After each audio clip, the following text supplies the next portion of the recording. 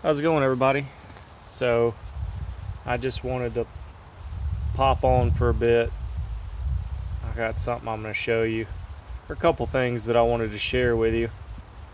One is a cylinder that I'm about to put the saw back together. You'll see it. Let's see if I can get this set up to where it's about 40 something out here right now. It's a little brisk. Okay. So this is my cylinder. Male. I did a few things to it. Missing that fin right there, but that's most of your heat is right here. So missing this back corner is not as big a deal. Okay, so we're gonna go down in here and look at this. I wish my alright, so here's what I did with the lowers. So here is the exhaust, here's the intake. So what I did was, you can tell how this exhaust kind of goes at an angle, or this transfer kind of goes at an angle. So I kind of come back this way a little bit to try to get the air fuel to go up at this angle that it's already, you can see this is cast in, pointed back towards the intake. If it would, you can see it's cast in where it's pointed towards the intake. So all I did was kind of accentuate that. Instead of it going straight in, having to curve up and back around, it can go more straight up. So there's that. And by design, I went in here with this little bitty burr and kind of textured this lower portion of the transfer, because you'll have a lot of fuel come out of suspension right here in the lower transfer. So I'm trying to keep as much of that fuel atomized as possible to keep from pooling in the crankcase. Same on this side. It's a little textured. The intake, textured.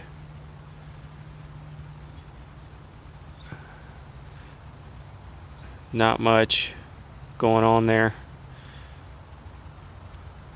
I did my traditional, I kind of come straight in here and took out some meat there to make the air go like this down into the crankcase.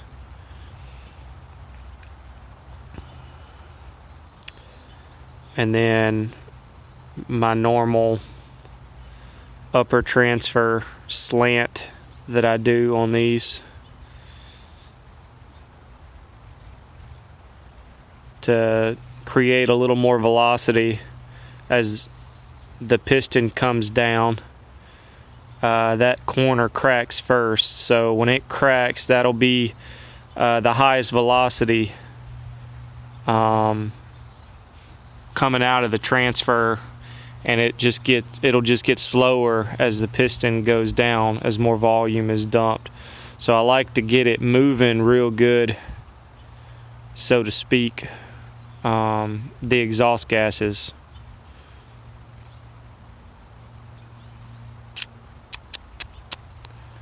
And then my exhaust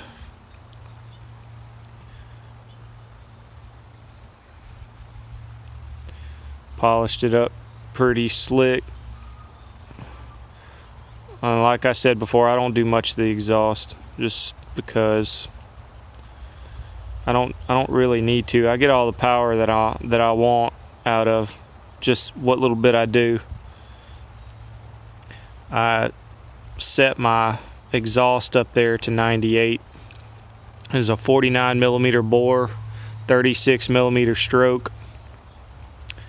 I set my exhaust to 98. That back corner of the transfer is at 118, and my intake is 76. But I didn't put it in the cylinder, I put it in the piston, and I'll show you that now. Alright, so here's the piston. Got a little blemish on it right there. This is fine, it's not, you can't feel it. So I took an elliptical cut out of the intake side of the piston to give me the intake timing that I want. It looks like this saw had ingested a lot of debris at one point, because this side of the piston was pretty sandblasted from what I could see, from what I could tell. The piston overall still in great shape. Removed all the carbon off the top of it, so I'm just gonna send it. I'm not worried about it. It's my saw. It gives me an idea of what a saw can take and what it can't take. But the reason I did an elliptical intake instead of another, instead of taking it off the floor, is because as this piston rides up, let's see if you can see that. You can see it cracks in the center there first. So it doesn't open all at once. See? It doesn't open all at once. It opens gradually. So what that's doing is that increases the velocity of the intake charge. So it opens, you have the pulse from the crankcase that starts to draw the fuel mixture, and through this small gap there's a lot of pressure until it opens more and then fills, and then when it comes back down, same thing. You get a burst of you get a strong burst right there at the end of the intake stroke as it's being forced out the transfers. And you can see here that there's not much, there's not any, very, very little slop. So the piston is not worn beyond its limit, or the cylinder's not worn beyond its limits. Cylinder looks great. So I'm going to be putting this together today, hopefully running it this weekend. When we go cut. But here's something I wanted to share with y'all. It's a Poulan America's Chainsaw 1985 catalog. My buddy Cody sent it to me. Just got it in the mail today. It's pretty neat. It's got all the current models that they were selling at the time. That's a 3400 right there. See, this is 85. So after 1983 or 1983, they merged Poulan Weed Eater and changed to this black-green color scheme instead of the solid green. So that's what you're seeing here. And then shortly after this, your 3450s and stuff started popping up. But this was their lineup. The 1800, 30cc, the 2000, so 33cc, 2 cubic inch, 2000 with a 14-inch bar instead of 12-inch. You got the 2300 CVA, the counter vibe. That one's 38cc.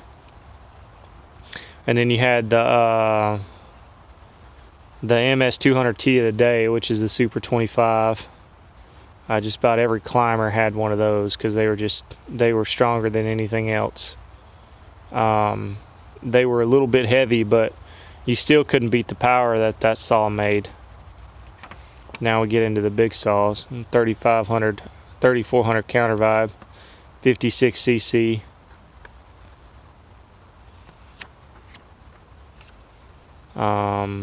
Still got the manual chain oiler, solid state ignition. High silicone impregnated alloy cylinder, resists wear, runs cool for long life. And then you have the 4000, 3.9 cubic inches or 64 cc's, chrome plated cylinder. Heat treated piston with twin tool steel rings. Counter vibe, front exit, temperature limiting muffler with spark arrestor, USDA approved. Yeah, those were a good saw, the 4000 was. Now here's what everybody wants to see right here, the big counter vibes.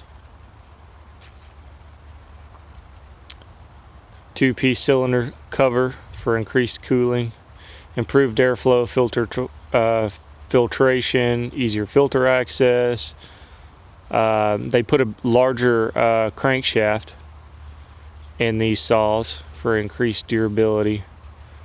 I think they did. Well, they changed up the crankcase. I do know that. I think they did change the crank. Not sure. Large bar studs. Felling sights are relocated to the right here of the recoil decal. Improved clutch for smoother, more reliable function. Kill switch relocated, so they changed the handle right here. That's what they did. But this is the 69, 77, and 85. That's the one everybody's after, the 85. 7700 is probably more rare, to be honest. Ball bearing crankshafts.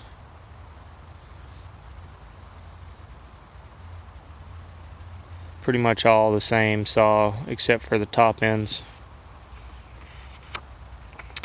And then the special saws, the bow, 4000 with a bow, for professional cutters only. And then the multi-purpose saw. See a few of them every now and then come up on eBay. And then here is the specs for the saws here.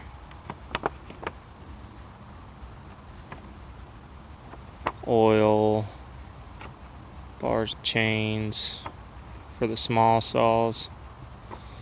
There's the big saws. Yeah, the different things that you can get. USDA approved. I'm assuming spark arrestor, all that kind of stuff. Two solid states and then electronic. I could have swore these, well, they may have changed it. I thought the big counter vibes had solid state ignitions. A solid state two-piece ignition. And these were electronic. I don't know. I just wanted to share that with y'all. Little note he left me. Thought it was cool. Well, y'all have a good one, and we'll talk to you next time.